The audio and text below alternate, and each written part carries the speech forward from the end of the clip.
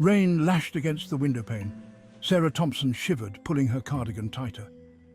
October had always been cold, but this night felt different, colder, lonelier. A sharp rap on the door startled her. Who would visit on a night like this? She peered through the peephole, her breath catching in her throat. No one. Just a plain white envelope lying on her doorstep as if placed there by a ghostly hand. Sarah cautiously opened the door and picked up the envelope. It was heavy, expensive paper, the address handwritten in elegant cursive, to the heir of Blackwood Manor. Her heart pounded. Blackwood Manor, the abandoned mansion on the edge of town, shrouded in whispers and shadowed by tragedy. Her grandmother used to tell her stories. The iron gates of Blackwood Manor groaned open, their rusted hinges screaming in protest. Sarah's little car coughed its way up the overgrown driveway, its headlights cutting through the dense fog that clung to the grounds like a shroud. The old Victorian mansion loomed before her, a grotesque silhouette against the storm-racked sky. Its windows were dark, lifeless eyes staring out at her. She got out of the car, the icy wind biting at her skin. Even in the darkness, the mansion exuded an oppressive aura, a palpable sense of dread that seeped into her bones. Sarah took a deep breath, clutching the letter in her hand. She had come too far to turn back now. She had to know the truth about Blackwood Manor and her family's connection to it. The air inside Blackwood Manor was heavy, thick with dust and the lingering scent of decay.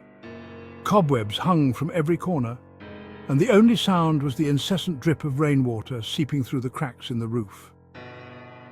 Sarah walked through darkened hallways, her footsteps echoing on the bare wooden floorboards. The furniture was draped in white sheets, resembling ghostly apparitions in the flickering light of her flashlight. Portraits of stern-faced men and women stared down at her from the walls, their eyes seeming to follow her every move. She couldn't shake the feeling that she was being watched, judged by the spectral residents of Blackwood Manor. In the grand ballroom, a single chandelier hung precariously from the ceiling, its crystals dull and dusty. Sarah could almost hear the faint strains of music, laughter, and the rustle of silk gowns, echoes of a bygone era. As Sarah ventured deeper into the mansion, she stumbled upon a hidden door concealed behind a heavy tapestry. Curiosity piqued, she pulled back the faded fabric, revealing a set of creaking wooden stairs leading down into darkness. A cold draught blew from the stairwell, carrying with it the musty odor of earth and something else, something metallic and vaguely sweet. Fear gnawed at the edges of her courage, but she pressed on, her flashlight beam cutting through the gloom. The stairs seemed to descend forever, each step taking her further into the bowels of the mansion. Finally, she reached the bottom, finding herself in a narrow, earthen-floored cellar. The air down here was stagnant and oppressive, thick with the silence of the grave. The only light came from Sarah's flashlight, its beam dancing over rough-hewn stone walls and a collection of dusty old boxes piled in the center of the room. Drawn by an inexplicable pull, Sarah approached the boxes. The air was thick with dust, and the dim light barely illuminated the room, casting eerie shadows on the walls.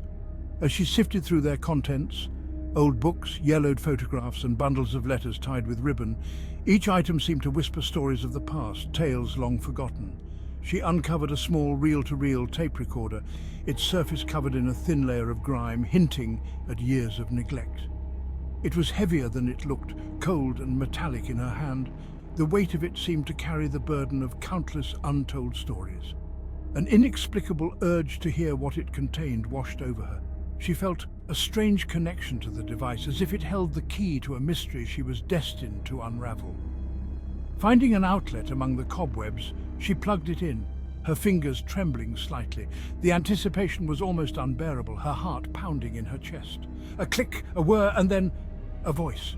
It crackled to life, breaking the silence of the room. Shadows, whispers, things that haunt the night. The voice was haunting, filled with an eerie calmness that sent chills down her spine, a darkness that consumes all who dare to defy it. The words seemed to echo in the room, growing louder with each passing second. A man's voice, raspy and low, filled with a quiet desperation. It was as if he was speaking from beyond the grave, his words laced with sorrow and regret. He spoke of shadows, whispers, things that haunted the night. His voice painted a picture of a world shrouded in darkness and fear, of a darkness that consumed all who dared to defy it. The more he spoke, the more Sarah felt the weight of his words pressing down on her. Sarah listened, her blood turning to ice as the voice on the tape recorder spoke of a ritual, a sacrifice, and a betrayal that stained Blackwood Manor with blood and madness. The tale was one of horror and tragedy, a chilling reminder of the past that refused to be forgotten. The voice on the tape recorder belonged to Edward Blackwood, the architect who built the mansion over a century ago. His voice, though crackling with age, carried a weight of sorrow and regret.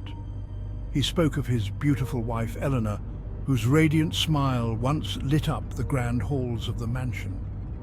But Eleanor's fascination with the occult grew into an all-consuming obsession. She delved deep into ancient texts, seeking the whispers of spirits that were said to inhabit the land. Driven by her dark desires, Eleanor convinced me to build a hidden chamber beneath the mansion, a secret place where she believed she could commune with these otherworldly forces. This chamber was designed as a gateway, a portal to realms beyond human comprehension. We adorned it with ancient symbols and lit it with candles, hoping to summon the spirits, but the ritual went horribly wrong. Instead of enlightenment, we unleashed a malevolent entity.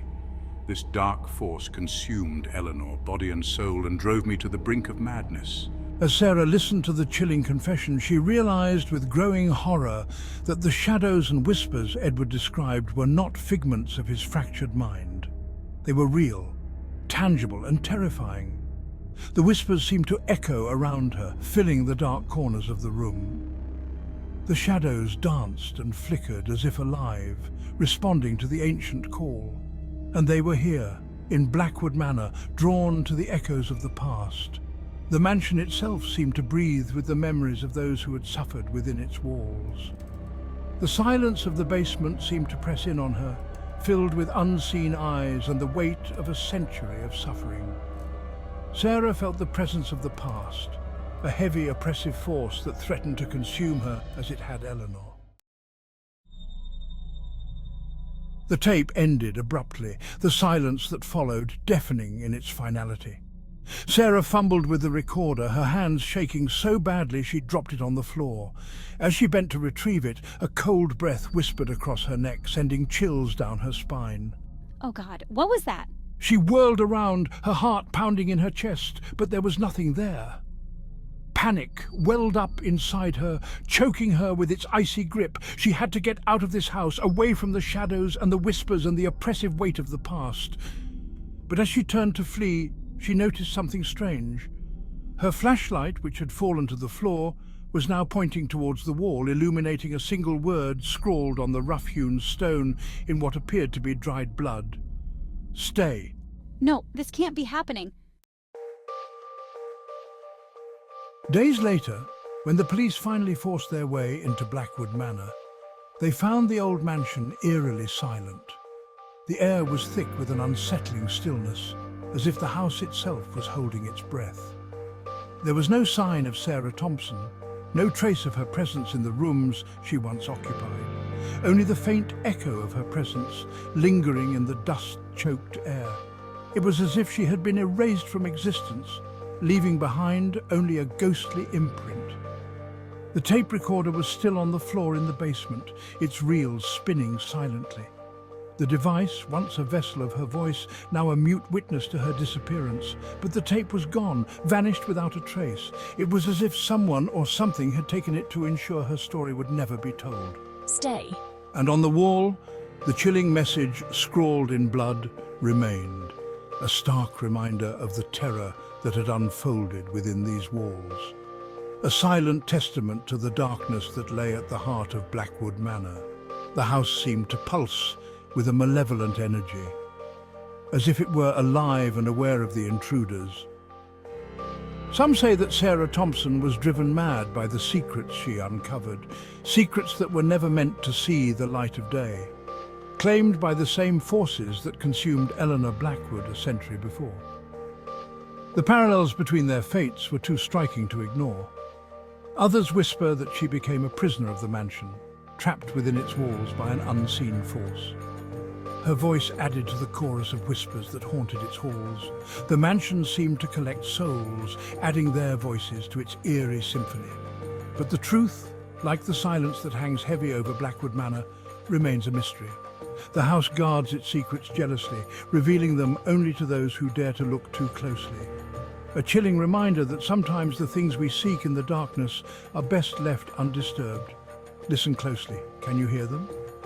The whispers of the lost calling out from the shadows, the whispers in the silence calling your name. They beckon you to join them, to become part of the legend of Blackwood Manor.